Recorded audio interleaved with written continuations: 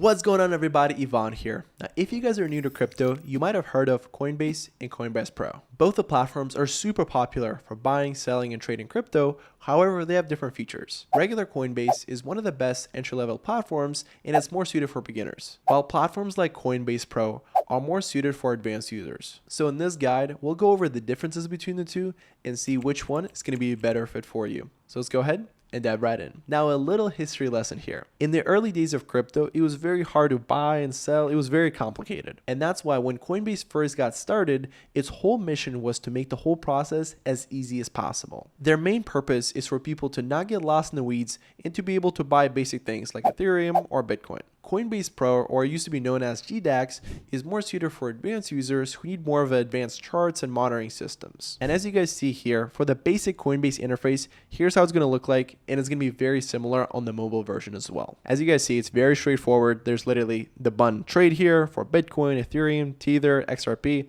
stuff like that. This is made for like your grandma in like Nebraska who's heard of crypto, doesn't know a lot about it, and is just looking to invest in the thing. And it's super easy to use. All you got to do is press trade and you can buy it on there. Coinbase Pro, on the other hand, you can see all these different fancy charts, place your guys' makers, and see the overall trading volume. So it's going to be a lot more advanced, and not a lot of grandmas in Nebraska actually want that. As you guys see, just by the user interface alone, Coinbase is going to be the best for beginners. Coinbase Pro is going to be better for more serious traders. And that brings me to the fees. When it comes to Coinbase, there's going to be two things you got to look out for. There's going to be the flat fee and there's going to be the spread fee. The flat fee you're going to pay no matter what, and the spread fee is going to be a small markup on the price of crypto. On the Pro version, there's going to be two different fees you got to look out for. There's going to be the maker fees and the taker fees. So whenever you guys think of maker fees, think of it as like a limit. It's not going to make you guys liquid right away, but you guys can go ahead and place liquid, and when it hits that certain price, it's going to slowly start selling. And you may be asking yourself, why wouldn't I want to be liquid right away? Now, the benefit behind the maker fees is the fact that there is zero. So if you guys are placing that limit, you guys are not going to be paying any fees. On the taker side of things, that's where you can go liquid right away.